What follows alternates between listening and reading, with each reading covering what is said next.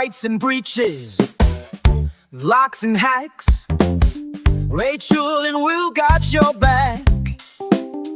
Cyber threats and password fails, they'll break it down with real details. Step into a convo, pull up a chair. Ideas are brewing, wisdom in the air. From vendors to zero trust, they're keeping it real and keeping it just. One sips coffee, the other raps. There we go. I don't know why it didn't automatically switch. It's probably something I didn't do. That's fine. It's all my fault. I blame it on Meg not being able to join us today. She's not feeling very well, so she's not going to be here today. Oh, but I know I'm sad. Better, so I'm out. it's okay. You guys got this. I'll moderate. It'll be fine. We can totally handle it. Welcome to the Coffee Table Talks, everybody. Good morning. So glad you're here. We made it to yet another Friday. Woo, woo, woo. Ha! So if you're new here, my name is Rachel Arnold. I am the Human API with Secure Nation. This is my show. Will McCullen is my co-host and the program manager at the IT Center for Excellence at Pima Community College in Tucson, Arizona, and a wonderful human being. And with us today, we have the Brothers Kelly. I should have titled it the Brothers Kelly. I didn't. This is Nick and James. And they're just fantastically wonderful people. Actually, I'm not 100% sure about James. I only met him this week, but I've known Nick for quite a while. So I pretty much trust Nick. Nick and I got to interact and meet each other for the first time while doing some volunteer effort with the Innocent Lives Foundation, which Nick has the hat on for today. Feel free to go check out Innocent Lives Foundation, all one word.com. And you can learn more about what they do there.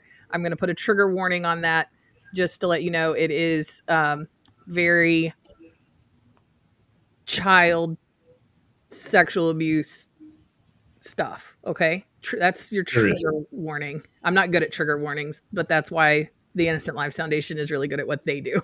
Okay. So without further ado,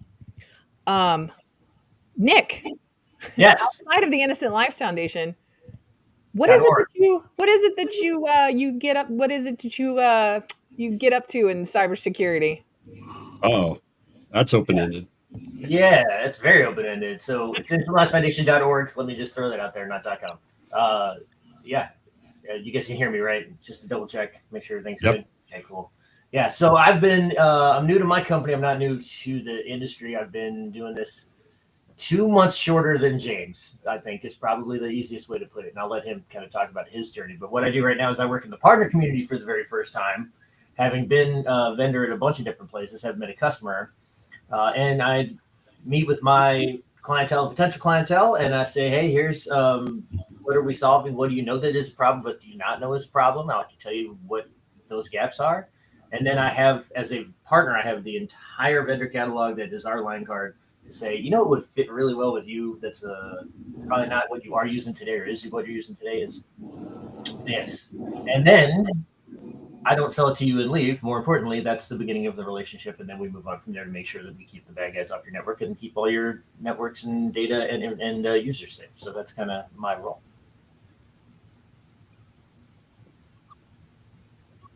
Rachel, we lost you. Lost your audio. I can kick it over to James if you want me to do that. Yeah. Okay. That's my story, but also, James, why are you here? What brings you to the Coffee Table Talk? Nice. Yeah, so 2 months senior to the younger brother. I think in career, not in age. We're farther apart than that. Yeah, I was like, wait a minute. Yeah. There she is. Yeah, 2 months more in the industry, right? So I think we're almost we're at 25 years. So we're 25 years in. I would say I got a later start than him. So he grew up way more nerdier than I did, and had 900 baud modems and was hacking into things at a bright young age when I was out running the streets. My journey to cyber was actually through the military. I didn't do cyber operations in the military, but I did physical operations. So I was on some Tiger teams for some points in the career. This is like an opposition team when a military base goes into war mode, right, to practice. They'll have an opposition force, and our job then was to break into that military installation. So this could be anything from faking an ID and trying to come in through the front gate to walking across a field with a big sheet of glass on some suction cups to get around thermal imaging, to coming out the back of a C-130 with night vision on in the middle of the night on a four-wheeler, whatever it is, right? So this was some of the stuff that we did. That sounds like a lot of social engineering. It was everything from physical, trying to walk onto a base or come onto with a fake ID to coming in the back door or something like that. So that was a number of years. I did operations a number of years, and then I had a wake up moment when technology caught up with warfare, and we moved from hiding around trees and shooting each other to getting a target's cell phone number, launching a missile when they made a call, and triangulating it and landing the missile in that person's ear. And at that point, I was like, all right, I'm done. I'm out. So I got out, put myself through school, and just took what I had learned in the military and applied that to the different medium of computers. So it's the same MITRE framework, or MITRE attack techniques are the same in the computer world as they are in the physical world, right? We're still doing reconnaissance, incursion, persistence, exfil, depending on what we're stealing or capturing, things like that. So guys with my background do very well. But that was, we had two totally different paths to get where we are, and we've both worked together at the same company twice. Yeah. Sweet. That's Sweet. background. No, I'm sorry. My brain was stuck on triangulating the target's cell phone and shooting a missile at them. Yeah. I was like, yeah. So it's scary. Some of this, you should never go to war with, if there's people, adversaries listening to this, you should never go to war with the U.S. military. No, it's a bad idea. I know some of those reasons why, and I don't mean to act shocked like I've never heard of this before. It's just, I don't think I've ever heard. The only time I've ever heard anybody mention it is when there's a presentation happening, not just offhand casual. Yeah, conversation. And that was 96. If that, if that'll tell you where we are in today's technology world. We're exactly where you were in 96, right, James? That's it. That's all the capability we've gotten. It's not gotten any worse or more terrifying than that. Can't possibly have gotten any more terrifying than that. So how did you two meet? No. Yeah, go ahead, comedian. Let go. Here we go. The doorbell rang, and he was there on the step. Yeah. My brother also tried to convince me for a very long time that I was adopted, so it's okay. So what are you folks doing now? And what are your biggest challenges? So I've been in a pre-sales engineering role for a long time. After school, I went into the field. Started at the help desk, patched servers, ran antivirus. Went to tier 3, did threat hunting. Grew up a little bit more and held more management positions of policy development, GRC, risk mitigation. Wore CISO hat a couple times, and then turned that in and went to everywhere that I had worked coming up there. This was the best of breed era, right? Where everybody wanted the very best technology for what they were trying to do. And everything we were using, or almost everything we were using, actually came from one company, which was Symantec at the time. So my Symantec rep, when I was the customer, kind of recruited me to come over and join Symantec at the time. So that started my journey in pre-sales engineering. And since then, that's what I've continued to do. I'm currently at Google Cloud Security, and came to them through the Mandiant acquisition. Gotcha. Yeah, I know a lot of folks that now work for Google that were working for Mandiant. Yeah. Very He's cool. got to go a step back even before that, because we were both working at the State Department under Secretary Powell, and we were firewall jockeys when September 11th happened. We can tell that story. And then that's a good story. Yeah, let's tell that. Trigger warning on that one too, my friend. We hung around for a little while, and then James left to become an SC, and the thing is, to do a different job, and then he became an SC, and then he called me and goes, we can make money doing this? Like, what are you talking about? So this went 3 years into taking over for the lead who got called up on September 11th. I'm managing the firewall team and the email team, making no extra money, and I was much prepared to actually take another step. So I followed him to Symantec, and then we were there pretty close to 10 years together. And a number of times our sales kick off. So in the big tech companies, a lot of times your sales and marketing and corresponding engineers will get together and once a year do a kickoff.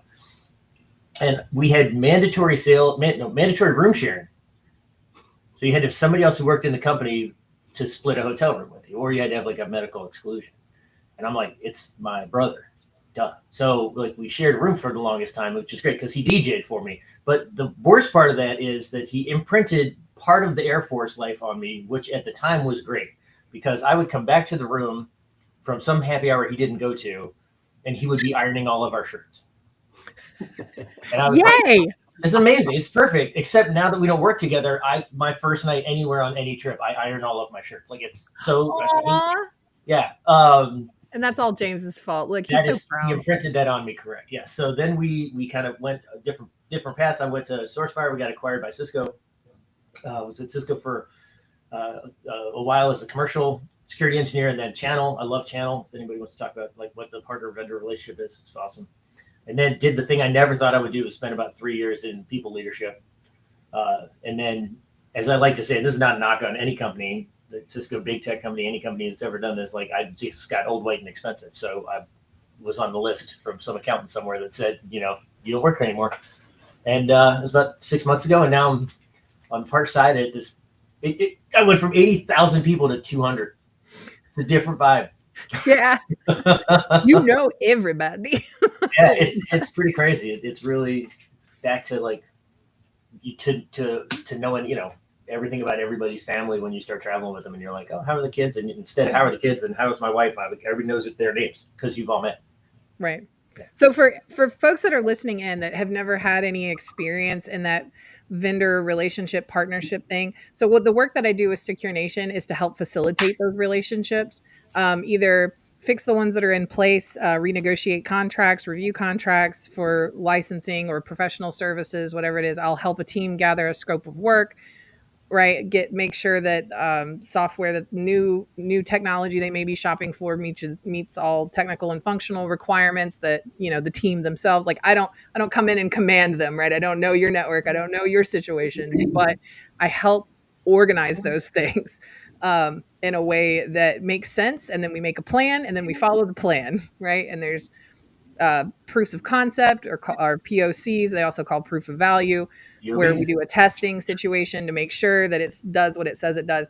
My favorite people to interact with from the vendor side of the fence are the Nick and Kelly, or the Nick and Kelly. You are Nick Kelly, Nick and James of the situation. Okay. Because they may have like sales in their job title, but that's not necessarily their focus. If you've ever run across one of what I call the bad apples of sales, which are the sales and marketing, more marketing minded folks that are like trying to cram product down your throat, if it fits or not, it doesn't matter. They're just worried about themselves and their own sales goals and metrics. Nick and James are worried about whether or not it fits, right? If it doesn't fit, they're going to tell you. They're going to be like, this is not the right thing. Let's look at something else. Or they'll recommend usually I'm not saying specifically they do. I'm talking about them in the royal sense, right? The sales engineers that I have interfaced with and been lucky enough to work with have always recommended even another company or another solution whenever, right? These are my favorite people, and they understand because they've traditionally have worked on the other side of the fence, right? They haven't always been with a vendor. They're the ones that have been in the trenches and turning wrenches and doing the actual work. They understand that it has to fit, because if it doesn't, it's very frustrating, and then it's terrible on the other end. And what a bad taste that leaves in people's mouths, right, for a product or for a vendor solution. So the reason why I'm bringing this up is because some folks may not be part of that conversation, right? You may walk into a cybersecurity team or an IT team, and these are just the tools that you're using. I wanted to bring this up, and I wanted to have them on today to talk about how these things get put in place, and how to kind of identify the good ones, right? I wanted everybody to be able to spot what a good one looks like, and because I believe Nick definitely is one, and I'm very quickly understanding that James is one, kind of thing. So, well, let me inject just a little bit from the customer side of things, because I come out of education, right? I used to be with K-12, then I came up through the college, and I was on the end of buying all this stuff. And for all the students out there, when you go into these environments and you start to build an environment like a K-12 or something like that, they don't have the money. They don't have, most of the folks that are on staff many times are starting to get into the industry. So they're at a disadvantage. They don't know what really needs to fully be put in place at times. And as Rachel mentioned, there's a lot of bad apples out there. There's folks that'll capitalize big time off of that. There really are. And the reason why I was triggered into mentioning this and highlighting it was because Nick mentioned Channel. He really loves Channel. That's the programs that I'm a part of with Secure Nation. Is we always work with the program, the Channel program. So I will have at each vendor partner that I work with, I will have a dedicated SE, sales engineer or solutions engineer, whichever way you want to name it. It's the same thing. But some people, as James was mentioning in the pre-show, are really, including James, passionate about hating the sales part in their title because of the bad apples that have come along and given them such a stinky, horrible name. Right. So and I think it's important to mention that there are these different roles whenever you're dealing with your vendor partnerships, right? There's going to be the account manager, or the sale, like the pre-sales manager is the one that when it's new to you, okay, and you've never worked with this vendor before, you're shiny and bright, okay, that's the pre-sales team. And I think, James, you're a part of that now, correct? You're part of the kind of pre-sales team, like the solutions engineer. Well, let me line this up for a hit for them. Oh, okay. Because when you're in that position of not knowing what to do, especially, and there are folks out there that are really joyous about taking advantage of you and sending you down those routes. When you come across individuals like everyone here, folks, that actually care not just about your company, but about the economy, the nation as a whole, and the people that they're serving, that comes into a whole different play. So what you really need to look for is that integrity. So you guys have been on both sides. You know the difference between when you walk into that room and you have a whole bunch of tech folks that go, "Oh no, the salesperson." You want to talk about that at all? I got to take notes. I got like 5 things I want to talk about based on what you just said. You want to go, Kat? Yeah, go ahead, man. Yeah, I think it's a good point. I venomously don't like the sales title at all, right? And it is because there are some some sales reps that will take advantage and kind of put that round peg and try and shove it into a square hole. For the most part, your pre-sales engineers are your brethren, and they're engineers, right? They're not going to try to put something together that doesn't work for you. From a personal standpoint, because I wore so many hats before I took this pre-sales engineering role, because I've sat in those chairs and had to deal with all that crap, is that I don't go to point solution companies. Like, I won't go to just somebody does a mail gateway or something like that. Yeah. I tend to go to companies that have a platform across security products. Because a whole program, right? Not just one puzzle piece. Yeah, correct. But like a good chunk. Yeah. Because I have more to offer there just from my past experience. Right. And then also I think the world has changed too from that best of breed that we talked about earlier. Best of breed was fine when there was only a couple different tactics that the bad people were using to get in, right? So if they were doing something to an endpoint, you needed a really good endpoint. If they're doing something here, you needed to get something there. But now there's such sophistication that you really have to have visibility and everything kind of working together in like you said, a platform, Rachel, right? Yeah. Maybe not every single piece, but that best of breed introduces complexity, and complexity introduces time, and time introduces money, right? So this is why I was at a Symantec. This is why I'm at a Google Cloud Security, that kind of thing. Nothing against those other roles for point solutions, but I just feel like I've got more to offer than just coming in and talking about helping you solve your one hole that you have. Right. So there's the word, right? And that some of the things that I've written down are things that I've just recited ad nauseum, so people know if you're going to get me in front of. So if you want me to present, like, at this point in my career, it's like, okay, so the only two questions I have is the filter on or is the filter off? It's still going to be story time with Nick. It's still going to be, I'm going to tell you about like all the things that James, and that's how we both operate. I just need to know, like, where's the profanity meter? Am I allowed to get like real with people because this is like the thing, or it was like even early in our career where it was like, you can't color your hair, have tattoos. No offense on the hair, James, but like it was, and we were at a point where like tattoos aren't for bikers and sailors, dude. Like, this is like every 20-some-year-old girl you meet has a half sleeve at this point. So when you're talking across the table, we were like, forget that noise. It makes no sense. But you use the word solve, and I think that's the biggest thing. So when my approach toward sitting with a client or a prospective client is always, it's not like, what does this thing do? It's what does it solve? Right? Yeah, that should always be the headspace, because if I meet with you and I go, it does all these cool things, and you go, I didn't ask about those cool things. Right. We wasted both of our times, right? So that doesn't anything. The second piece I would say is just the word sales. If the word sales has a negative connotation, and it can, because we've got the caricature of the Herb Tarlick used car salesman, right, kind of thing, or I just want to sell you this thing and move on, is that sales by definition should just be to solve either to provide something that you need, something that you want, or to remove something that you don't want.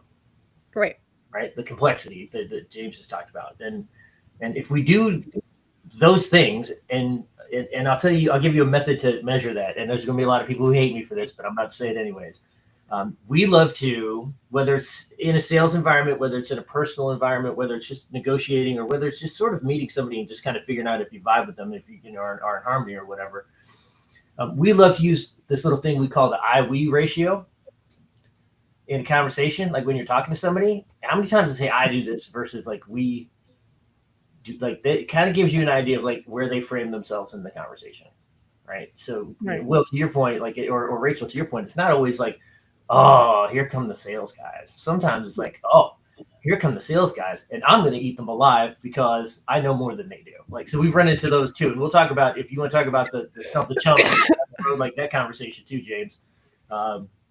But I think that's a part of it. And the other piece of it is you go into the sale. I don't care if you only have one customer, client, whatever word you want to use there, and that's the relationship. You go on site and you're with them every day, or you're down here and you're talking to a different K-12 every couple of weeks, so you're only talking to them because it's their change window or whatever they happen to be. If you approach it with the sale is the beginning of the relationship, not the end. Not I've sold this thing to you and I never have to talk to you until 3 years to Right. Like it's the wrong approach.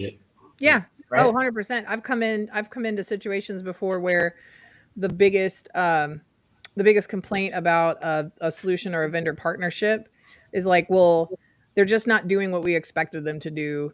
They're not living up to what they sold us. Like that, more often than not, when I dig down into it, it's because the internal team, the customer has given up on remaining in contact. Yeah. They don't even know who their account manager is anymore. Or whenever the account manager reaches out to like set up, cadences or check in or continue to keep that relationship going, they ignore it. And it's because of the bad apples out there that have ruined it. They like, and there's so many other bad, horrible things that happen whenever you allow that relationship to degrade. Yeah. So like if the AM reaches out to you, right? Let's go back to my little measurement that I love to use, my little I-we ratio, right? Just like, hey, yeah. I know we haven't talked in a while, so last time I looked, like we were working on this project. How's that going for you? Everything else versus like, I really need to talk to you because I got 2 weeks left in the fiscal year and I haven't hit my quota. That's not about you at all, right? But we've watched salespeople pick up the phone and literally say that to customer. You haven't talked to that customer 2.5 years. You don't even know if the dude you sold it to is still there. You don't know if they've even installed it. You don't know if they're getting any value out of it. Right? It's just right.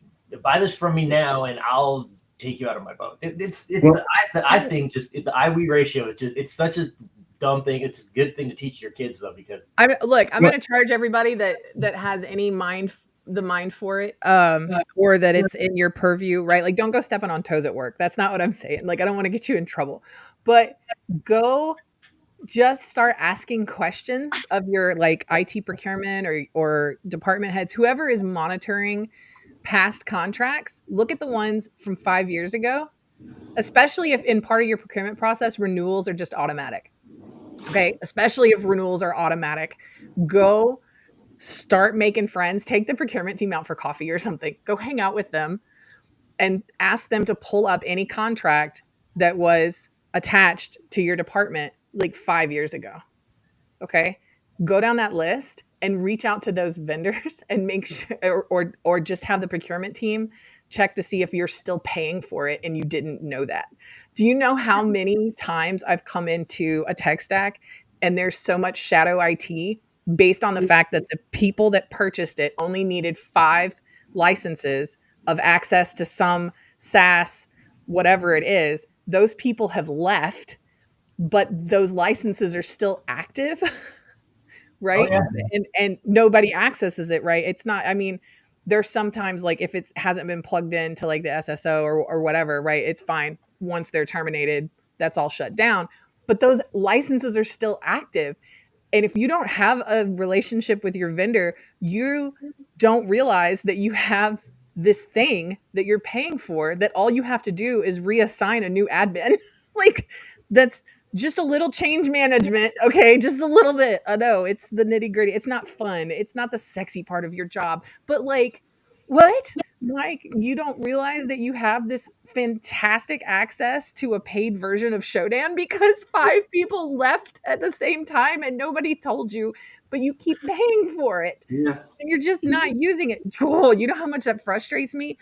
Yeah, So well, much. you bring up a really good point there, is that what really helps is when you have a partner that's on your side helping to track that stuff, because that's a lot of work. But Nick, you brought up just a hint of something that I'd like to pull out a little bit more. So first of all, know everybody, and especially students going into this industry, don't become this. When we talk about that, there's a lot of really poor folks out there on the sales side. There is a whole lot of really poor folks on the customer side too. Right. So Because they just don't realize that. Wait. Sorry. So Nick, what is it about this industry, and how do you work with? What is it about this industry where everyone feels that they need to hold their tail higher than the rest? Right? You come into those conversations, and right when you hit in that adversarial conversation of, oh, well, I'm going to show the others that I know what I'm talking about. So let's do this. I'm going to do it through the lesson object. I'm going to tell you one little story, one little example of what we try to train our technical pre-sales individuals. I don't care what you want to call the acronym. And then what I want to do is I want to let that open the door for a topic that is part of this, but it will lead out of this, which is I know Rachel and James have opinions on vendor client language. Let me go with that, just so you all know that we're teeing that up. But one of the things that we that we learn, there's a couple things we teach technical pre-sales engineers, right? So SE, I'm just going to go SE. You can make the SE stand for anything that you want to, or SA or whatever it happens to be your. I like it. We early on got some really, really good advice. One of those things is a teaser for later in the conversation we want to have. It is don't be the story, which that's always fun. But the other one is like, be ready for your stump the chump meeting. What does that mean? I know your students are like, about that. Hold on, I got to write this down so that I don't lose my train. Okay. Yes. And Will, I know your students are like, what is he talking about? Okay. The stump the chump meeting is the first meeting that you get invited to, where you are only invited to that meeting because somebody at the customer wants to make you look stupid in front of the rest of their coworkers. Or they have. I'm going to give you a different perspective on this in a second, but like. Or they have an agenda, right? They have a tool that they like. The boss wants something else, or they need to look at something else just due to procurement rules or whatever, and they are going to let you have it because that's their baby. I've set up these meetings before, Nick. So let me tell you, there's a different reason. But we had one where it was pure ego, and it was the 2000s and early 2000s, and at the time, mid 2000s, excuse me, and at the time, a certain organization around here, I won't name them, but you probably had a CD that you put into your computer to get onto their messaging boards at one point. Rhymes with Shmael, but they had a dude who would like literally just schedule meetings right after lunch to bring you in and pretend to fall asleep. That was his MO. Every SE who got handed that account, they were like, this is the dude in the flannel shirt. This is what he's going to do. Right. And so that was like, you just knew it was coming. But my first stump the chump was with a company that they basically OEM'd 411. You could just be on their system, and then whatever their internal thing was, that's what you called to get to 411.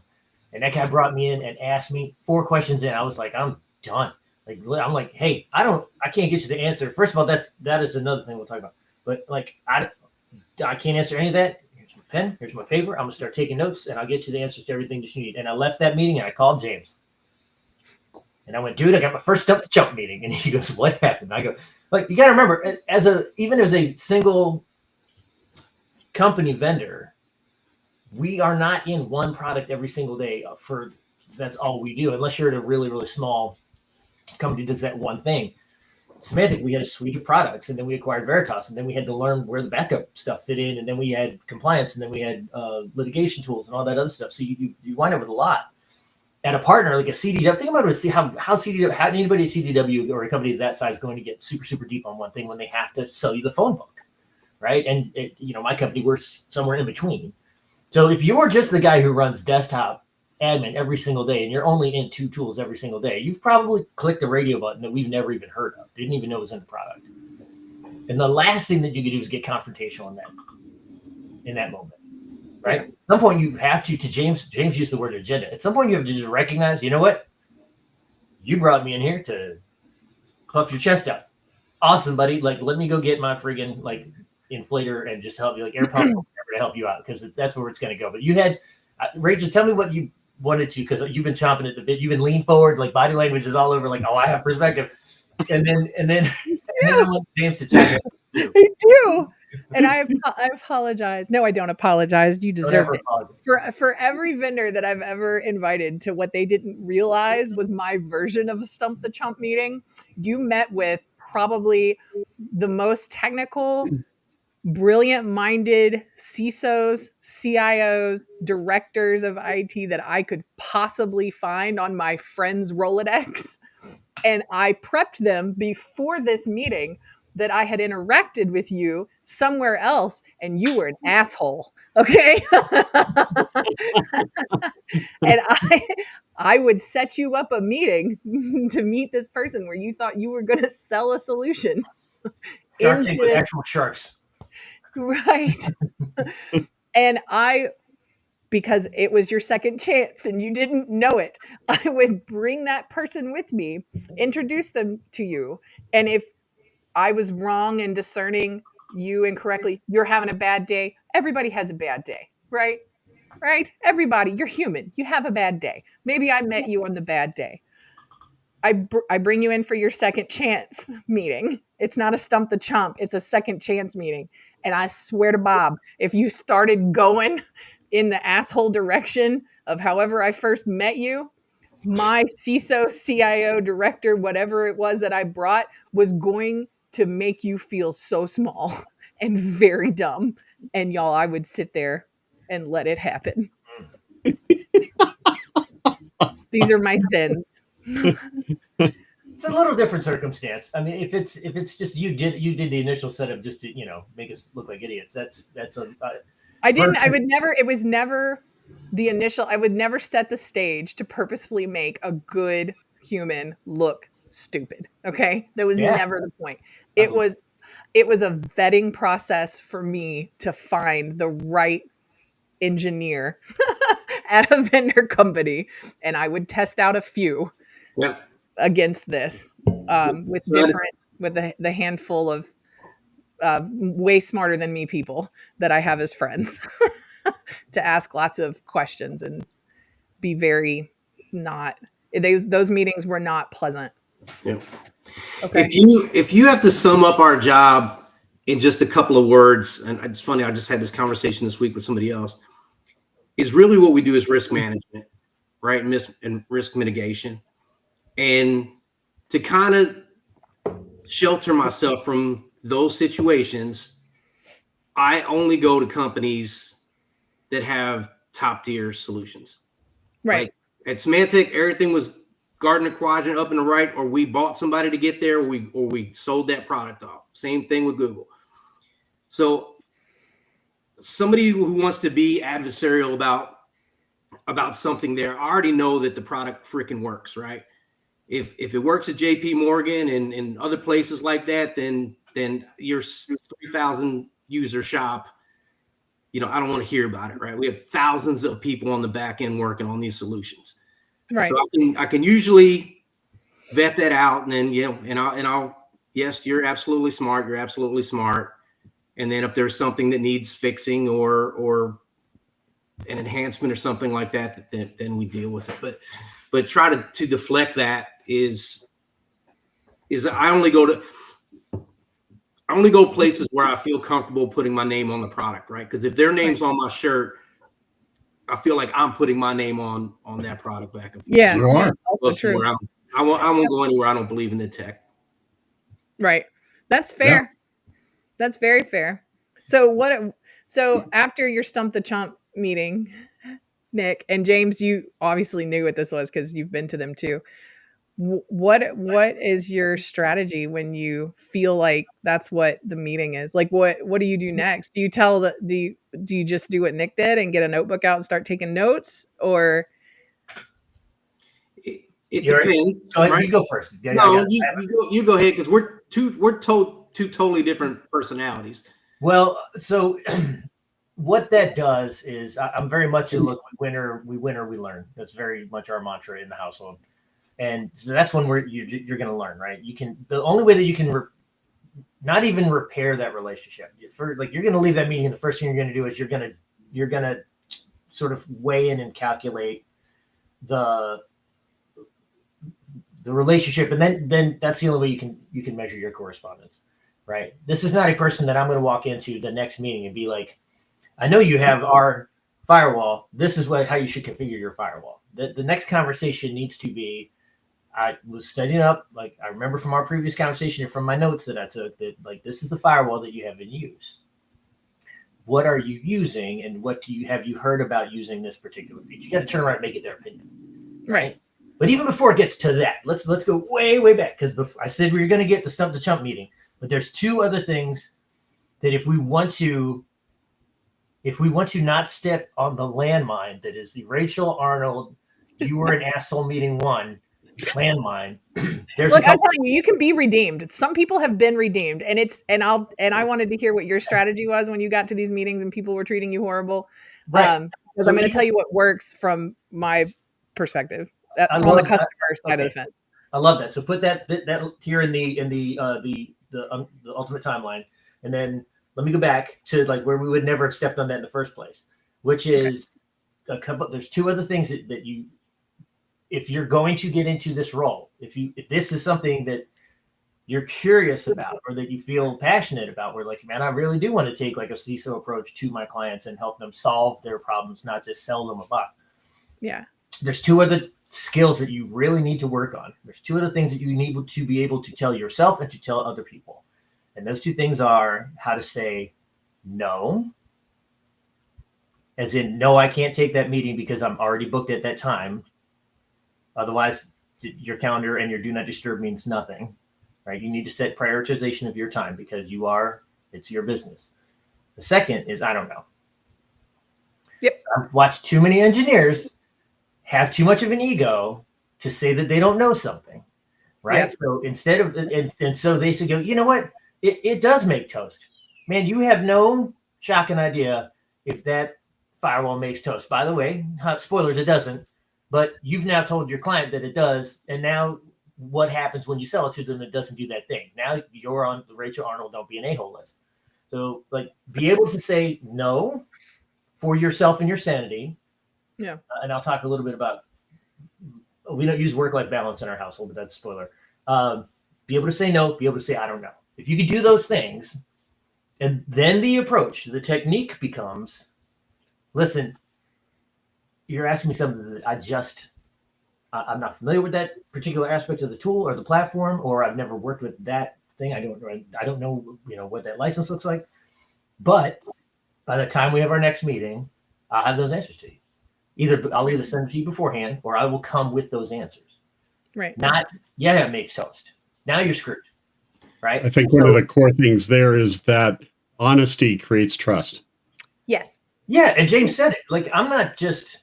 The number of times that I've taught a class and I've just been like, okay, so if you see me do this and cover my company logo, this is my opinion, not the company's, right? Yeah. And then you'll know that it works with your students because they'll go, well, so when you're talking about like this phishing, hold on. So when you're asking about like this, when they do it too and they cover the company logo, then you're like, oh, we're connecting as human beings way before this is ever about my company and your company, right? And I think to James' point, I think, and I'll kind of pivot to one of the two of you who wants to steal it from you, but that's the thing. If you go into that meeting headstrong and not either not willing to check your ego or also not prepared for the question, that's another way to keep from running into a confrontation.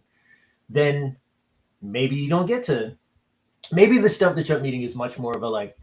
You just admitted that you don't know. Okay, then that means I can tell you this is the thing that's frustrating me. And you just told me you're willing to go find that answer is way different than, it makes sense. Right. And let's be clear, before I set up any meetings that it's the Rachel landmine, there's a very clear agenda. And I make sure they have, and there'll be communication back and forth via email that's like, this is the customer, this is the size, this is the challenge that they're having. This is how they hope that you can address that challenge, right? I give lots and I'm like, is there anything else that you need? We have a pre-call call. You know what I mean? Like I really make sure I gear it up so that I can, because I'm looking for two things. I'm looking for, did they prepare? Right? Did they prepare? And are they humble enough to say, I don't know? But the I don't know can't be because I didn't give you enough stuff to prepare. Right. You never said that, right? Then it's I didn't bother to read what you prepped me for. That's Right. a way different response and way different consequences than. Because here's what me and my customer are going to discern about you if you don't know and it was included in the agenda. Right. Then we're not your priority. You don't care. Yeah. That's not a partner. That's a vendor trying to sell you something. Yes. Yeah. And that is, I think, fair. I think that's fair. So something else that helps cut down that adversarial stuff, and Will, this will be a really good thing for your students, is a big difference between a junior pre-sales engineer and a more senior pre-sales engineer is part of that prep, right? So this is where, we will we'll do research on the company, right? You might tell us the problem that they're having, but we're still going to go look at and do some reconnaissance, right? We need to learn that company's business if we're going to help solve that company's business challenges. So we'll look at things like, their press release. Did they win a new contract? What positions are they looking to hire for? What's their P&L look like, right? So I know if they're having good quarters or bad quarters, right? Because I can help with that.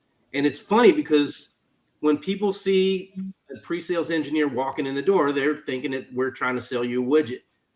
And this may be different if you're a pre-sales engineer at a larger company than a small partner, but we go in with the mindset of helping you solve business problems and being a partner. I do never ever want to be a vendor, and again, this is why I don't like the sales thing. I don't want you to see me as somebody in sales trying to sell you something. I want you to call me if the team is at Taco Bell having lunch and y'all are talking about a new project or talking about a gap in your security control or something like that and want my opinion. Call me. Has nothing to do with me selling you anything, right? This is part of being in the industry for 25 years. Even if I haven't done it myself, I've probably seen other companies either success or fail at what you're trying to do because I've covered. At this point, Nick, me and Ephraim were talking the other day.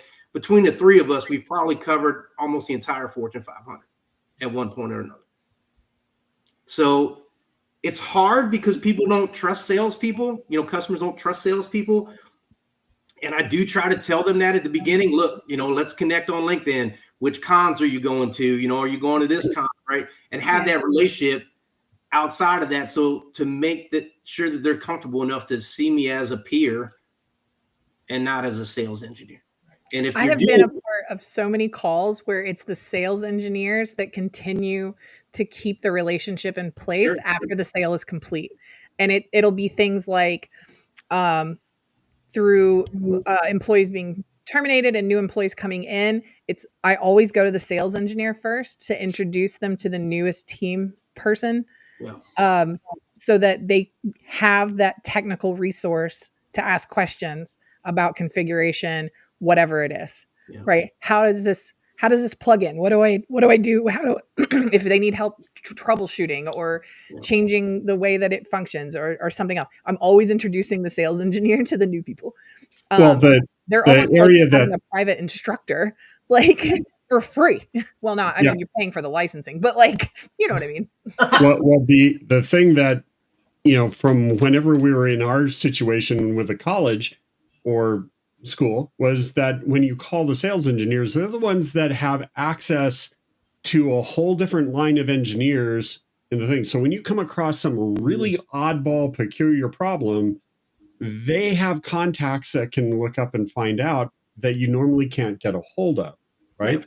And also, just one little tidbit that I throw out for students that might help is the "you stupid idiot" rule. The "you stupid idiot" rule is anything that you say or the way that you say it, if you can easily append "you stupid idiot" after it, then don't say it. That's called passive aggressive, babes, and we don't do that. Don't do that. Don't be that jerk. Okay, so Joshua got into cybersecurity before I did, my husband. So he's been in a lot longer. I can remember the first time, and I do not want to disparage this con, NolaCon was the very first conference that Joshua went to. Now, look, this was like forever ago, like before my kids were born, forever ago. I'm trying to make a timeline in my brain. It's not happening. Anyway, he had a very bad experience. Not the fault of NolaCon. That's why I want to say NolaCon is a wonderful place. We're going again this year. He ran into somebody at a capture the flag event that he almost got the flag, but this person did. Okay. And after it was announced who the winners were, he went up to that person and said, I got really stumped right here. Can you show me how you got there? And here's an example of things not to do. This person said, sure, took out a notebook, wrote something on a scrap piece of paper and handed it to Josh and walked away. And when Josh opened it, it said google.com. No, that's a dick move. Right. Yeah. Great. Okay. That was his first experience as a new person in the cybersecurity industry on what conferences and people in the industry were like. Right, and then we tell everybody there's not enough people in the industry. We're just scorching the earth on any new students. It'd be like if any of Will's students were like, we'd love to learn this thing. It would be like, oh, that's a stupid idea. Then like how are the veterans in the industry can't be that exclusive. Right. Like your rock stars aren't right. Your Dave Kennedys and John Stoners and all them are, everybody's approachable. Everybody's doing blogs. Everybody's trying to share experience versus being that guy. So, but you still have them. We still work conferences. So I remember having like a very new person to Symantec in the booth with me at a conference, and some young guy come up, and I'm, hey, what do you do? Where do you work at? He goes, well, I can't tell you that. And I'm like, well, I can guarantee you use our shit. Yeah.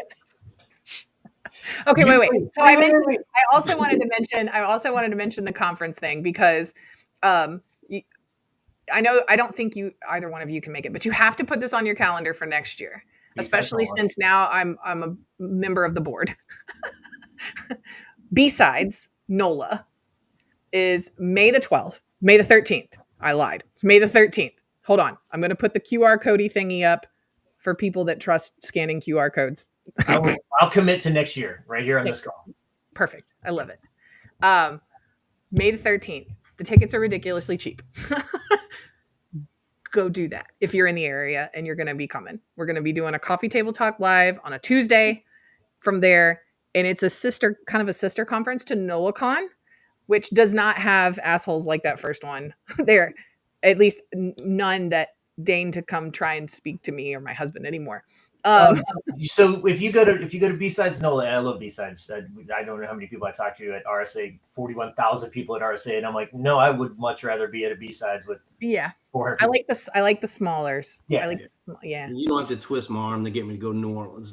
So you're going to meet other practitioners at a B-Sides, right? And you're also going to meet some industry folks, probably doing a keynote, things like that, and doing talks. You're also going to meet some vendors, right? Yeah. And going back to James' story, I know that you and James have opinions on the vendor speaking to the client and vice versa. And I kind of, based on some of the stuff we talked about earlier in the week prepping for this call, I did not want to let that go. Like, I know you both are like rabid dogs waiting to chew on that topic. So I don't know which one of you wants to speak first. I want to go. I know. As soon as this topic came up, I'm going to mute myself. Nick brought it up to me and I went for like 5 minutes. So I've seen a number of times where people at customers like to get on social media and talk shit and flame vendors. Oh my God, this stupid vendor called me today and left this and did that and whatever, right? It especially when they are an engineer, right? So they will talk trash about a pre-sales engineer or a vendor or something like that. And if you're at a company and you make chicken or you make tires or you make whatever, you do not code your own security tools. Your job is to protect that company. Whatever that manufacturing line is, you're processing payments, whatever that is, your entire job and the pedestal that you're sitting on was built by vendors. Right. Your business is not going to resource you to build this shit on your own. Even if you could, right? So I'm on a team of about 12 people. Almost every person on my team is 20 years in plus, right? Nick and I can brag. We built all the firewalls for every embassy and consulate in the world. That's what we did and ran it. One of my peers at work ran the SOC at the White House. Another peer at work's got 5 or 6 classified patents used to help track terrorists over satellite phones. I mean, and for everybody rolling your eyes, shut up. That is impressive. It's stop. extremely difficult. Roll your eyes. It is extremely difficult to get hired into these positions. I mean, you have to know your stuff and have plenty of experience. We had a $6,000 referral bonus at Symantec. I was there for 17 years and I put in 3 resumes. That's it. Because again, you got to be a tier to get here. So if you're talking shit about us on LinkedIn and everything, all these stupid vendors, just know that when we walk in the door, we didn't get that job because our dad is the CEO or something like that. It doesn't work that way.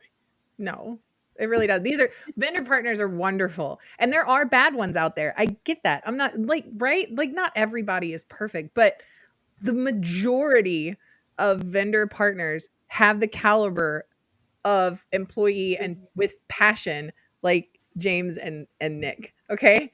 Like if you find that that's not your experience, maybe you're hanging out with the wrong group of friends. Okay. You want to make new ones.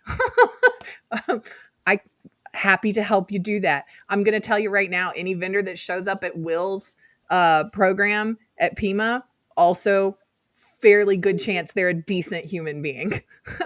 All of the vendor partners you've ever seen on the Coffee Table Talk, as part of the vetting process for guests that come on my show, I make sure that they don't have some super secret squirrely agenda and that they do outreach, volunteer work. This is their passion. It's their drive. They wanted to be here. They're grateful every day to be here. And they're so happy to pump other people up and lift them up into the same category. Yeah. That's how you get to be a guest. In the cyber range at Pima Community College, we put right on the wall, leave your ego at the door. And one of the things I tell students all the time, because students walk into the situation, oh no, I'm going into the industry and they know so much more than I do. What I want to get across to everybody in this industry, if I could, is that, and what I tell students, I'm not any smarter than you are. The only difference between you and me is mileage. Yep. Yeah. And this industry is changing all the time. So mileage never is the absolute do all be all, because you always have more miles to go. Oh yeah. So get over it. And let's be humble and work together to lift each other up to help make things work. Right. You have to be a perpetual student in this role. Otherwise, because the bad guys could continuously change, right? Now with, Gen AI, the proliferation of what we're going to have to deal with is going to be insane. But that's just the latest example.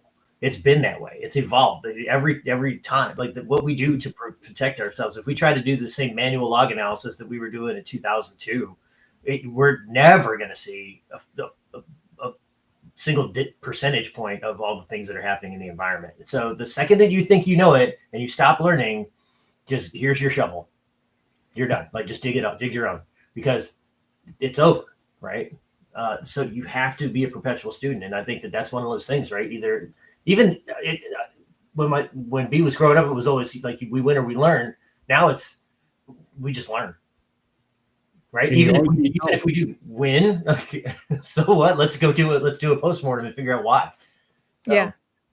Well, I've said it before. The moment you stop learning is the moment that you start dying.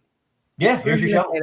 Yeah. I worked for a time in high school in an assisted living facility. And I'm going to tell you right now, the most vibrant people at the end of their life in their 80s and 90s were the ones that continued to read and learn and gain a new skill and converse and be open to new ideas. The ones that were miserable were the ones that decided it was always this perspective of, I remember when it was better because. Looking back. Yeah. Right. The looking back thing. And instead of looking forward. So I take that life lesson with me very seriously. That always be learning something. Okay. Perpetual Whether student. it's to do with your profession or something in a hobby, right? Or a way to just go read a book. Like, just I learned how to cook during COVID. I didn't know anything about nice. cooking at all. And we were just sitting at this desk until 8 o'clock every night. And I'm like, I need something to get me away from the desk. And I just went online to Amazon one night. And it was about 15 cookbooks. I'm like, Okay, we are cook. at time. So Yeah. for those that have to go, thank you so much for joining us today. But I do want to ask Nick, what the hell is behind the sheet? So this is my new office mate, and he wanted to meet somebody in your family. Just so you know, I got to be gentle because I had to put him back together because he took a header at ILF Fest. But this fella right here, it's Lives or Lives. It's Lives. Yep. Where's Josh? Hold on, let me yell. Yeah. So Lives is now my new office mate. If you don't know who Lives is, if you have never seen a pit droid before, this is a pit droid. So, So, that's awesome. That rocks. So look, Josh built this. Yes. Nick, how did you get this? Look what Nick has. Look who I have. Why? Yes, but look, you don't have to be on camera, but look who Nick has. Oh, he's got Lives. Ta-da. He's got Lives. I do have Lives. Yeah. So Lives is no longer able to go to conferences because he has some joint issues. He's got some itis issues. He's got some itis issues. He's got droiditis. He's got joint issues. He can't go to conferences anymore. He took a header at ILF Fest, which was down in Florida, and Shane was kind enough to send him up my way because our guitar tech, Jeff, his day job is he builds prosthetics. Oh, cool. He was like, here's what you would do to fix it. You get a garden hose O-ring, you get like this type of washer, you do like literally. So he couldn't stand about a month and a half ago, and so we did a little work on him, and now he can stand again. Woo-hoo. I don't know if he's going on tour anytime soon. He's kind of hit the. Oh gosh, was it that long ago? My gosh, it was. So Josh 3D printed this off of like a regular standard 3D printer. So Lives is like Bondo and sanded, like piece by piece put together. And he used to have electronics that functioned. He still has his light. Oh, he's still got a light. Okay, well, good. But he would like make noises and stuff. And that was something that Josh made for the Innocent Lives. That's so great that he's still alive. Yes. So he's one of the mascots of the Innocent Lives Foundation.org. What Innocent Lives Foundation does is it's a non-vigilante organization that helps identify anonymous child predators online, develop and deliver specialized training for law enforcement, and then provide education on keeping your kids safe for families and educators as well. So if you find out more, InnocentLivesFoundation.org, or you can just watch me stream anytime on InnocentLivesFoundation.org, and you'll hear that at the top of every hour because I say it at least 4 times a week. So yeah, you're very well rehearsed in it. I'm going to take that as a video clip later out of our live stream here. And give it a little more passion. I just kind of said it like I've said this 7,000 times in the last year, but also shout out to Cy because Cy was the original chief streamer for ILF, and I kind of had to got the fun of picking that up, which means people get to watch us play D&D or Hellriders or something crazy every week. So. Very cool. Very cool. Sweet. You guys, I don't want this to end, but it's gonna have to.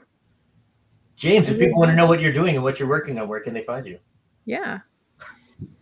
Yeah, I'm on LinkedIn, so it's probably the best way. Hang on, I got the other QR code. Wait, where you at? There you are.